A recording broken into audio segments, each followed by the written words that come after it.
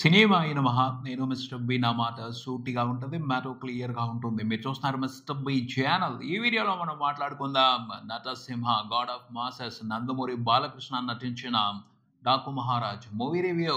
సంక్రాంతి పండుగ సందర్భాన్ని పురస్కరించుకుని డాకు మహారాజ్ జనవరి 12న తెలుగు ప్రేక్షకుల్ని పలకరించడానికి అట్టహాసంగా థియేటర్స్ కు వచ్చేసింది. ఈ సినిమా గురించి డైరెక్టర్ బాబీ, నిర్మాత నాగవంశీ చాలా ప్రామిసులు చేశారు తెలుగు ప్రేక్షకులకి, నందమూరి ఫ్యాన్స్ కి. బాలయ్యబాబు కూడా సింపుల్ స్టేట్మెంట్ ఇచ్చారు, నా నెక్స్ట్ ఇన్నింగ్స్ అవుద్ది ఈ సినిమా అని. సో మంచి అంచనాలే ఉన్నాయి ఈ సినిమా మీద. ఆ అంచనాలకు తగ్గట్టు ఈ సినిమాలో ఎలాంటి ఎంటర్టైన్మెంట్ ఉంది మాట్లాడుకుందాం మన సమీక్షలో. కథ విషయానికి వస్తే, బేబీ వైష్ణవి మదనపల్లి ఏరియాలో ఉంటుంది. చిన్న పాప, అమ్మ నాన్న లేరు, ఏమయ్యారో తెలియదు. అమ్మమ్మ తాతయ్య దగ్గర ఉంటుంది. ఆ పాపకి ఒక చిన్న థ్రెట్ వచ్చింది. చిన్నదని అనుకోవడానికి లేదు, చాలా పెద్ద థ్రెట్టే. ఎందుకంటే ఎమ్మెల్యే, ఆ పాప మూలంగా ఎమ్మెల్యే బిజినెస్ కి డిస్టర్బెన్స్ వచ్చింది. సో అతను ఆ ఫ్యామిలీని డిస్టర్బ్ చేయడం మొదలు పెట్టాడు. ఆ డిస్టర్బెన్స్ పాప దాకా వచ్చింది, పాప లైఫ్ కి థ్రెట్.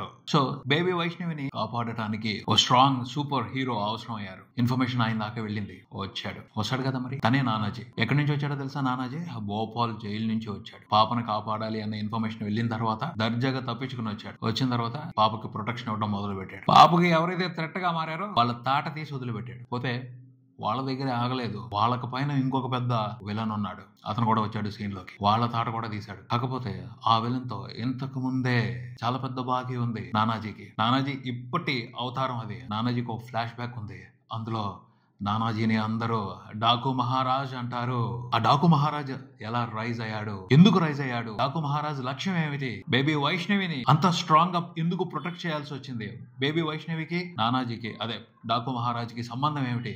ఇలాంటి క్వశ్చన్స్ అన్నిటికీ ఆన్సర్ ఈ సినిమాని చూడటమే. విశ్లేషణ విషయానికి వస్తే, ట్రైలర్ చూస్తేనే ఈ సినిమా కథ ఇది అని ఎవరైనా ఎక్స్పెక్ట్ చేయొచ్చు. ఎస్, మీరు ఎక్స్పెక్ట్ చేసినట్టుగానే ఉంటది.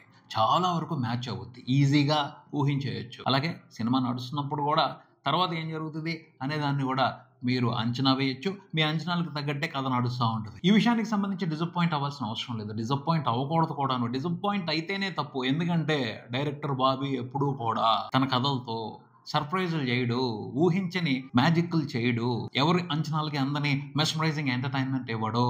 సో ఆయన ఇంతకు ముందలు చేసిన సినిమాల్ని దృష్టిలో పెట్టుకుని వచ్చి ఈ సినిమాని చూస్తే ఫ్లో ఇంట్రెస్టింగ్ అని పోయింది ఈ సినిమాలో అని చెప్పుకోవాలి. అంటే ఆయన అలా ఎంకరేజ్ చేశారు. అంతకుముందు బ్లాక్ బస్టర్స్ ఇచ్చినప్పుడు ఆయన ఇలాగే తీస్తారు కదా. సో ఆయన స్కూల్లోకి వెళ్ళి ఆయన సిలబస్ ప్రకారం ఈ సినిమాని చూడాలి. ఖచ్చితంగా డైరెక్టర్ బాబీ ఎక్సలెంట్ ఎంటర్టైన్మెంట్ ఇవ్వడు, అలా అని డిసప్పాయింట్ చేయడు, మధ్యలో ఆపుతాడు. సో బాగాలేదు అని అనకూడదు, ఓ వండర్ఫుల్ అద్భుతం ఇంతకు మించిన సినిమా ఈ ప్రపంచంలో రాలేదు అని చెప్పడానికి ఉండదు. పర్వాలేదు, బాగుంది అనే దగ్గర ఆగిపోతారు. అది టైం కలిసి వచ్చినప్పుడు, మంచి సీజన్ లో పడినప్పుడు బ్లాక్ బస్టర్ అయిపోద్ది. అదే అతనికి ఇచ్చిన క్రెడిట్ తెలుగు ప్రేక్షకులు చాలా సినిమాలుగా ఇచ్చారు. సో అదే సిలబస్ ప్రకారం ఈ సినిమాలో కూడా తను కంటెంట్ ప్రిపేర్ చేశారు. కాకపోతే పెద్ద పెద్ద స్టేట్మెంట్లు ఇచ్చారు. ఈ సినిమాలో ఉన్న కంటెంట్, ఈ సినిమాలో ఉన్న ఫైట్ ఎపిసోడ్స్ టెక్స్ట్ బుక్ లో ఉంటాయి, తర్వాత రాబోయే సినిమాలకి చాలా మంది ఫిల్మ్ మేకర్స్ కి ఇన్స్పిరేషన్ గా ఉంటది అని ఆయనే ఇచ్చారు. అది కొంచెం హెవీ స్టేట్మెంట్ అనే చెప్పొచ్చు. ఎందుకంటే ఇక్కడ ఒక లొసుగు ఉంది. అదేమిటి అంటే, ఈయనే చాలా సినిమాల రెఫరెన్స్లు తెచ్చుకుని ఈ సినిమాని తీశాడు. విక్రమ్ స్ట్రాంగ్ ఇన్ఫ్లుయెన్స్ ఉంది. ఫస్ట్ హాఫ్ చూస్తే అదే క్లియర్ గా అర్థం అవుద్ది. లోకేష్ కనకరాజు, విక్రమ్ స్ట్రాంగ్ ఇన్ఫ్లుయెన్స్ ఉంది. ఈయనే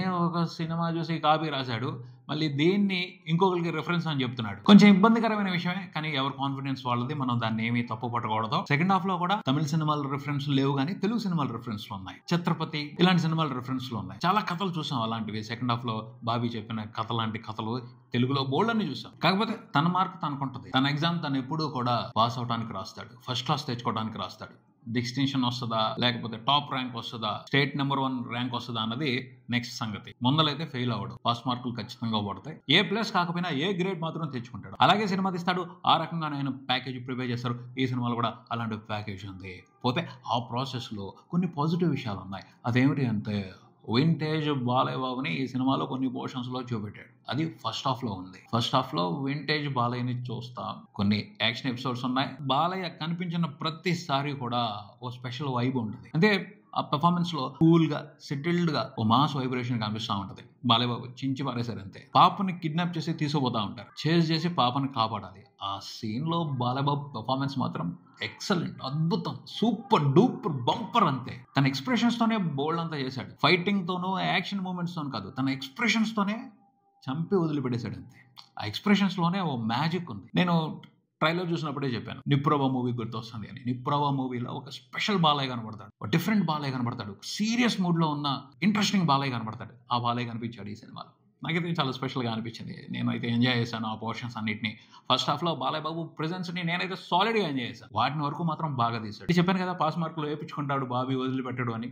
so Balayya Babu character ప్రెజెంటేషన్తో వేయించుకున్నాడు. First class మార్కులు తెచ్చుకున్నాడు, అందులో అనుమానమే లేదు. చాలా రోజుల తర్వాత అంత కూల్గా, అంత సెటిల్డ్గా, అంత సీరియస్గా ఉండే బాలయ్య బాబుని చూస్తాం. ఆ పర్ఫార్మెన్స్ అందరికీ నచ్చుద్ది. ఫస్ట్ హాఫ్ వరకు మాత్రం అది సూపర్ మ్యాటర్ అనే చెప్పాలి. ఇంటర్వల్ ముందులో ఒక ఫైట్ ఎపిసోడ్ పెట్టారు, అదిరిపోయింది. ఒక మంచి ఫీల్ ఇస్తుంది. తెలిసిందే అయినా మనం కొన్ని ఎక్స్పెక్ట్ చేసినా ఆ ఫైట్ లో మాత్రం కొంచెం ఫీల్ ఉంది. విక్రమ్ వైబ్ ఉంటుంది ఆ ఫైట్ కి సంబంధించి. అయినప్పటికీ ఆ ఫైట్ ని ఎంజాయ్ చేస్తాం. సినిమా సెకండ్ హాఫ్ కి వచ్చేప్పటికి డైరెక్టర్ బాబీ మీద కంటే నిర్మాత నాగవంశీ మీద కోపం వచ్చింది. ఆయన లేనిపోయిన ఎక్స్పెక్టేషన్స్ ఇచ్చాడు. సమరసింహారెడ్డి లాంటి ఎపిసోడ్ ఒకటి ఉంటుంది అన్నాడు. ప్లీజ్ ఆ స్టేట్మెంట్ మాత్రం వెనక్కి తీసుకోవాలి నాగవంశీ వీరు. ఎందుకంటే సమరసింహారెడ్డి ఒక కల్ట్ ఎపిసోడ్, దానికి మ్యాచింగ్ రాదు. తీయచ్చు, కాకపోతే దానికి వేరే రకమైన డెడికేషన్ అవసరం. అలాంటిది లేదు ఇక్కడ. సిచ్యువేషన్ అయితే ఉంది కానీ ఇవ్వలేదు, అలాంటి ఇంపాక్ట్ ఇవ్వలేదు, సరిపోలేదు.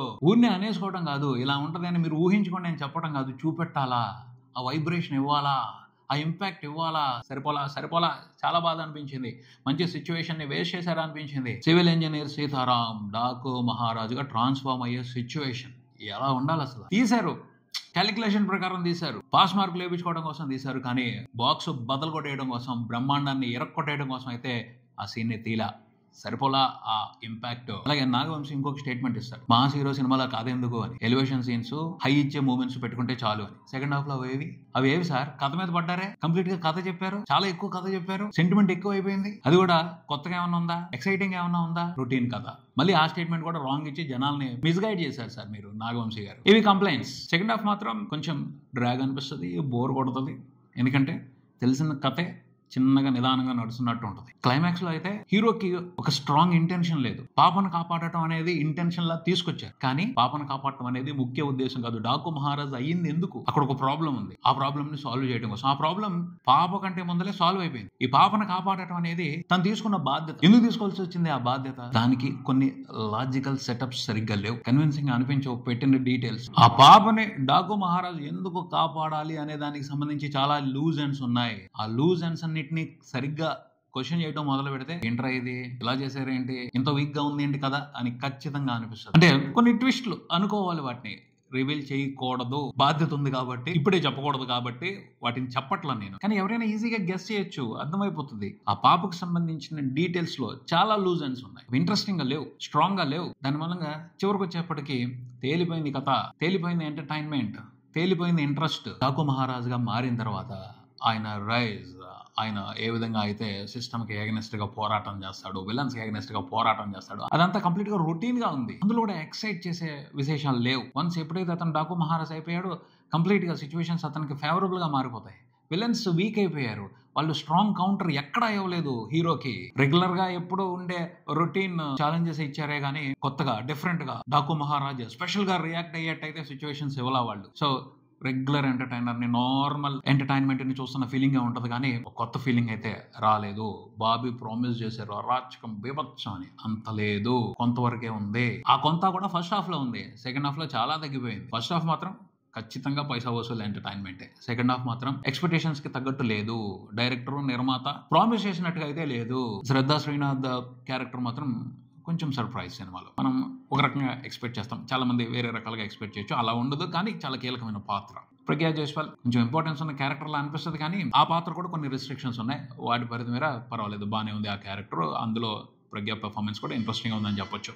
ఫైనల్ గా అయితే ఈ సినిమాలో హీరోయిన్ అనిపించుకుంది మాత్రం ఆవిడని ఐటమ్ కాల్ అనుకున్నారు అందరూ, కాదు. సినిమాలో వన్ ఆఫ్ ది హీరోయిన్. ఆవిడతో బాలయ్య బాబుకి దబిడి దిబిడి పాట పెట్టారు, దాని గురించి చాలా కాంట్రవర్సీ వచ్చింది. కానీ సినిమా చూస్తున్నప్పుడు అదే చాలా వరకు రిలీఫ్ ఎంటర్టైన్మెంట్. మాస్ ఆడియన్స్ మంచిగా ఎంజాయ్ చేసే రిలీఫ్ ఎంటర్టైన్మెంట్ అది. కథ కంటెంట్ కు సంబంధించి మాత్రం చాలా కంప్లైంట్స్ ఉన్నాయి సినిమాలో, కానీ టెక్నికల్ గా మాత్రం చాలా బాగుంది.